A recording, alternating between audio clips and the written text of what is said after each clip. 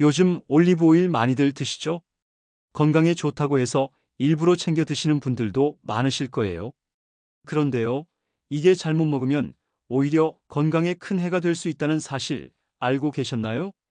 어떤 분들은 이걸 아침마다 공복에 원샷으로 드시기도 하시고, 또 어떤 분들은 모든 요리에 다 넣고 볶아 드시기도 하시더라고요.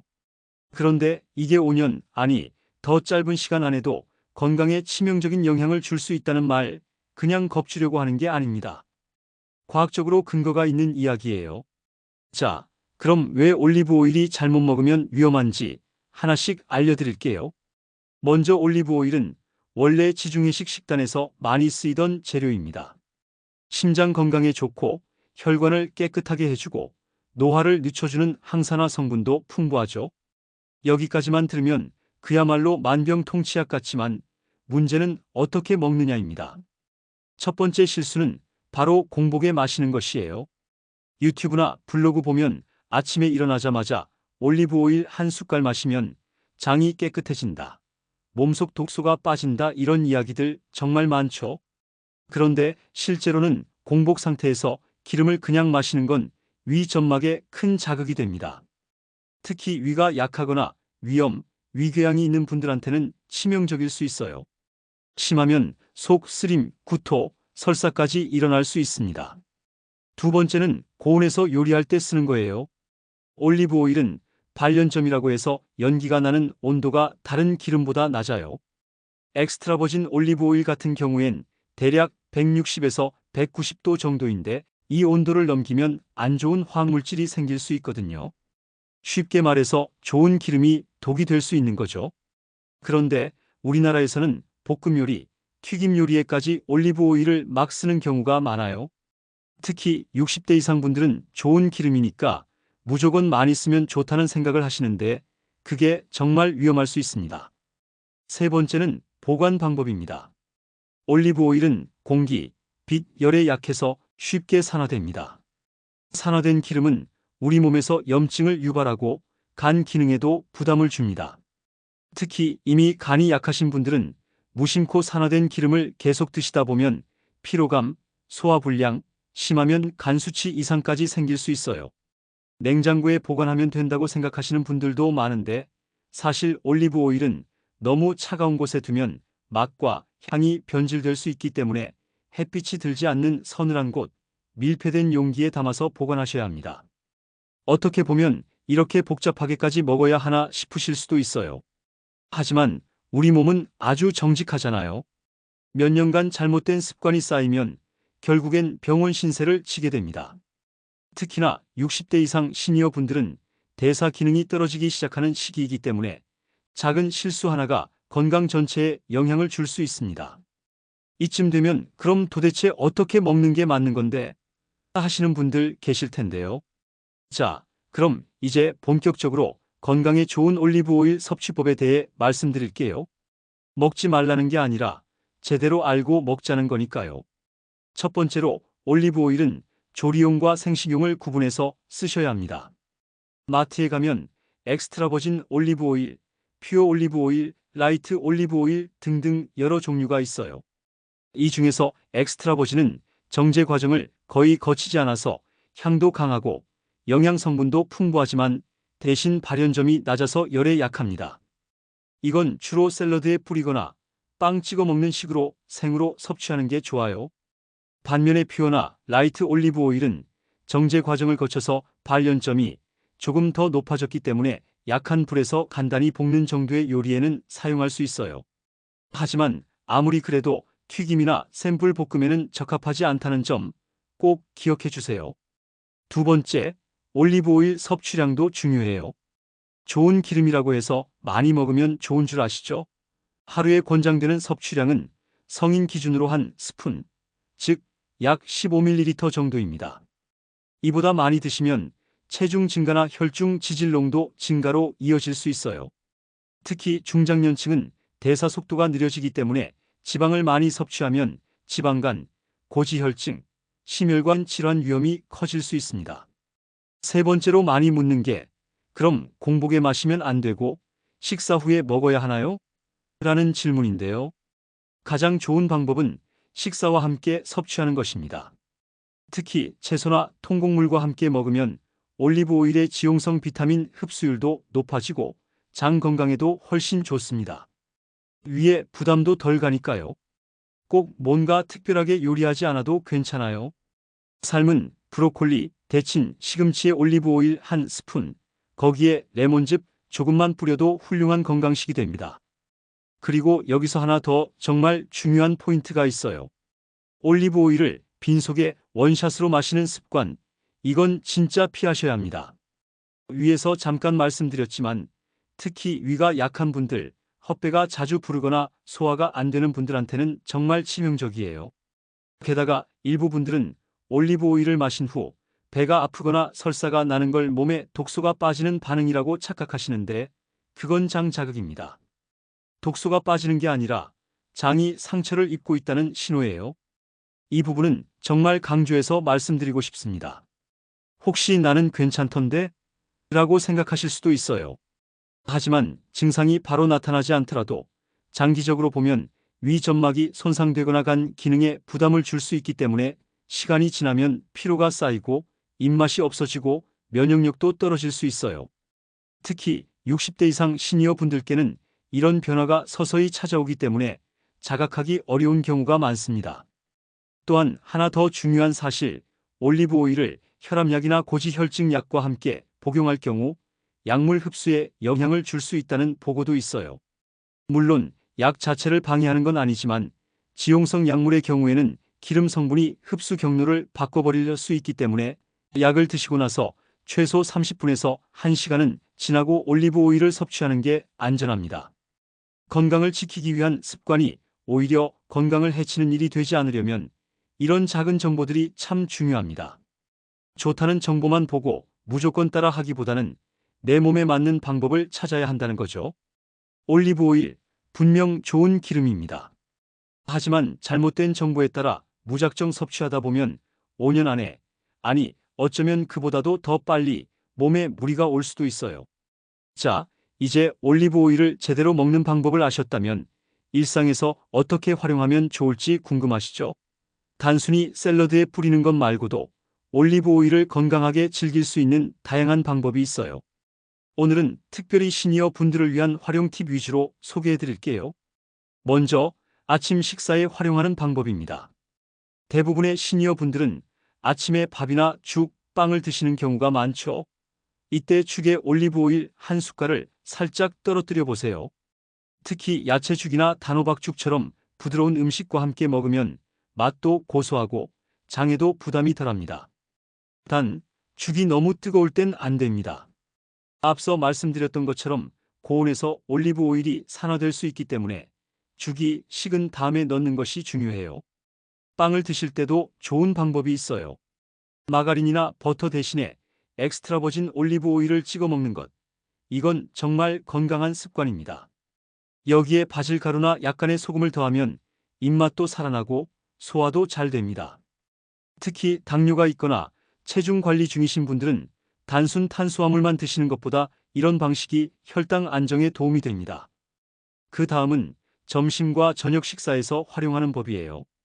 예를 들어 삶은 야채나 찐 브로콜리, 찐 당근 같은 것에 올리브 오일을 한 스푼 살짝 둘러보세요. 여기에 들깨 가루나 깨소금, 간장 소량만 추가해도 아주 맛있고 건강한 반찬이 됩니다.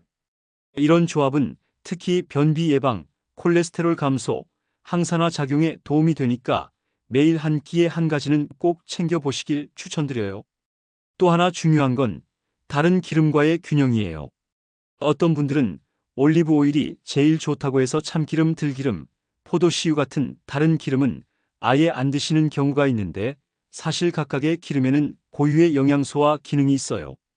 예를 들어 들기름에는 오메가3 지방산이 풍부하고 참기름에는 세사민 같은 항산화 성분이 있어요.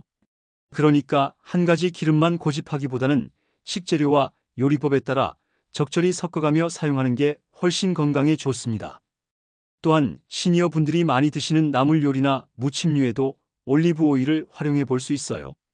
예를 들어 나물 무칠 때 들기름 대신 엑스트라 버진 올리브 오일을 써보면 색다른 풍미가 나면서도 위에 부담이 덜하다는 걸 느끼실 수 있을 거예요.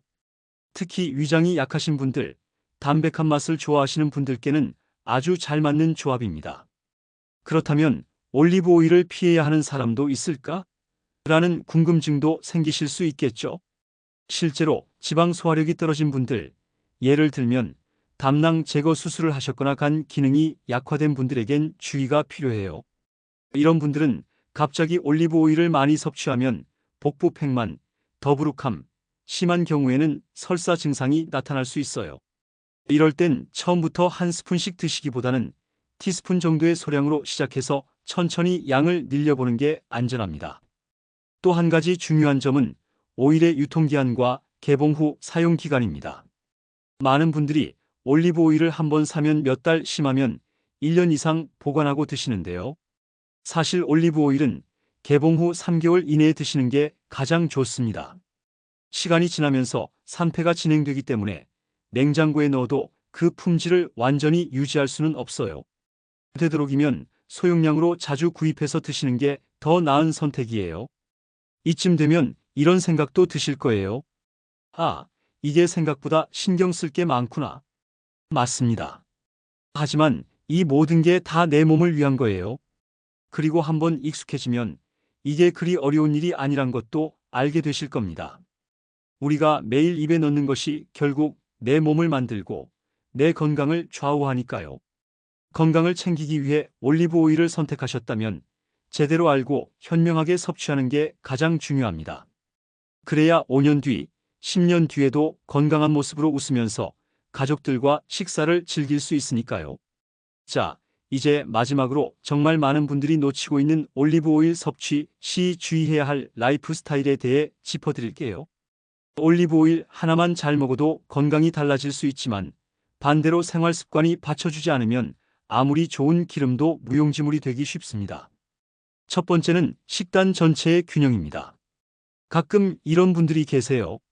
나는 올리브 오일도 먹고 견과류도 먹고 건강식만 챙겨 먹으니까 괜찮다고요. 그런데 실상은 고기와 튀김류도 자주 드시고 야채 섭취는 부족하고 물도 거의 안 마시는 경우가 많습니다. 아무리 올리브 오일이 심장에 좋다 해도 나트륨이나 포화지방, 정제 탄수화물이 많은 식단과 함께라면 그 효과가 사라지거나 오히려 지방 과잉 섭취로 이어질 수 있어요. 그래서 꼭 기억하셔야 할 건 올리브 오일은 좋은 기름일 뿐이지 마법의 음식은 아니라는 점입니다. 함께 드시는 식재료가 중요하고 전체 식단의 균형이 잡혀야 비로소 그 효과가 제대로 발휘됩니다. 특히 60세 이상 분들은 섬유질, 단백질, 수분을 충분히 섭취해 주셔야 노화 속도를 늦추고 염증 반응도 줄일 수 있습니다. 두 번째는 운동과의 관계입니다. 많은 시니어 분들이 운동은 젊은 사람들이나 하는 거라고 생각하세요. 하지만 사실 60대 이후에야말로 가벼운 운동이 반드시 필요한 시기입니다. 기름을 먹으면 당연히 에너지원으로 쓰이는데 그 에너지를 쓰지 않으면 결국 체내에 쌓여 중성지방이 되고 복부비만으로 이어집니다. 하루에 20분만이라도 걷기 운동을 하시면 올리브 오일의 건강 효과가 훨씬 더 커질 수 있어요. 세 번째는 약물 복용 중인 분들의 주의사항입니다. 앞서 말씀드린 것처럼 지용성 비타민이나 혈압약, 고지혈증약을 드시는 분들은 올리브 오일을 복용할 때 시간 간격을 두는 게 좋아요. 보통 약을 드시고 최소 30분에서 1시간 후에 올리브 오일을 섭취하는 것이 안전합니다. 특히 항응고제를 드시는 분들은 반드시 의사와 상담 후 섭취하셔야 해요. 올리브 오일 자체에도 혈액순환을 촉진하는 효과가 있어서 약효와 중복될 수 있기 때문이에요. 네 번째, 기름 자체를 꺼리는 분들도 계십니다. 나는 콜레스테롤 수치가 높아서 기름은 아예 안 먹어 하시는 분들이 있는데 그건 예전 정보에 기반한 오해예요. 좋은 지방, 특히 불포화 지방산은 오히려 콜레스테롤 수치를 낮춰주고 혈관을 튼튼하게 만드는 데 큰 역할을 합니다. 단, 이때도 중요한 건 양입니다.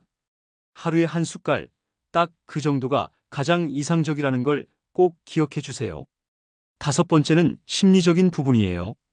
어떤 분들은 건강을 챙기기 위해 올리브 오일을 드시면서도 계속해서 이게 정말 효과가 있을까 하는 의심을 갖고 계세요. 그런데요, 음식은 마음 상태와도 깊은 연관이 있습니다. 불안한 마음으로 먹는 것보다 믿고 꾸준히 실천하는 것이 훨씬 더 큰 효과를 가져다 줍니다. 건강은 하루아침에 바뀌지 않지만 하루하루의 습관이 결국 당신의 몸을 바꿉니다. 지금까지 말씀드린 내용을 정리해보면 이렇습니다. 1. 올리브 오일은 생식용과 조리용을 구분해서 사용해야 한다. 2. 공복 섭취는 피하고 식사와 함께 섭취하는 게 가장 좋다. 3. 하루 권장 섭취량은 한 스푼 15ml 정도이며 과다 복용은 피해야 한다. 4. 고온에서 조리하지 말고 보관은 어두운 곳에서 3개월 이내로 한다. 5. 약물 복용 시 시간 간격을 두고 지병이 있는 경우엔 반드시 전문가 상담 후 섭취해야 한다. 6. 꾸준한 실천과 건강한 식단, 가벼운 운동을 병행해야 효과가 배가 된다. 어떻게 보면 이 모든 내용이 복잡하게 느껴지실 수도 있어요. 하지만 하나씩 실천하다 보면 금세 습관이 되고 그 습관이 건강을 지켜줄 거예요. 특히 가족들과 함께 실천하면 더 쉽고 즐거워질 수 있답니다. 지금까지 올리브 오일의 모든 것을 함께 살펴봤습니다.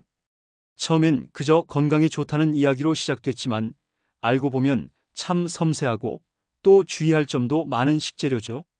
마지막으로 꼭 기억하셔야 할 2가지 강조해서 다시 한번 말씀드릴게요. 첫째, 좋은 것도 과하면 독이 됩니다. 올리브 오일이 아무리 몸에 좋다고 해도 많이 먹는다고 건강이 더 좋아지는 건 절대 아닙니다. 하루에 딱 한 스푼, 그것도 식사와 함께 섭취하는 것이 가장 이상적이에요. 특히 위가 약하거나 간 기능이 떨어지신 분들은 반드시 소량부터 시작해서 몸의 반응을 살피셔야 합니다. 둘째, 무조건 따라 하기보단 내 몸에 맞게 조절하세요. 인터넷에서 본 정보, 주변에서 들은 이야기가 모두 내 몸에 맞는 건 아닙니다. 나는 나만의 건강 상태와 체질이 있다는 걸 꼭 기억하시고 새로운 건강 습관을 시작할 땐 항상 조금씩 천천히 그리고 꾸준히 실천하는 게 정답입니다. 올리브 오일 하나만 잘 활용해도 심장 건강, 혈관 건강, 장 건강, 면역력 강화까지 기대할 수 있어요. 하지만 잘못된 섭취법이나 과용은 오히려 위를 상하게 하고 간에 부담을 주고 약물 효과에도 영향을 줄 수 있다는 점 꼭 명심해 주세요. 여기까지 들어주신 분들은 분명 건강에 대한 의지가 크신 분들이실 거예요. 그래서 마지막으로 이 말씀을 꼭 드리고 싶습니다. 건강은 우리가 매일 선택하는 작은 습관에서 만들어집니다. 좋은 음식을 알고 올바르게 먹는 것, 그것이 진짜 건강의 시작입니다. 그리고 5년 후에도 10년 후에도 건강하게 웃고 싶다면 지금 이 순간부터 실천해 보세요. 영상이 도움되셨다면 좋아요 눌러주시고요. 주변 분들, 특히 부모님이나 지인분들께도 꼭 공유해 주세요. 알고 보면 사소한 실수지만 몰라서 병 키우는 경우 정말 많거든요. 이 정보 꼭 가족에게도 알려주세요. 다음 영상에서는 더 유익하고 실천 가능한 건강 정보를 가지고 돌아오겠습니다. 오늘도 건강한 하루 보내세요. 감사합니다.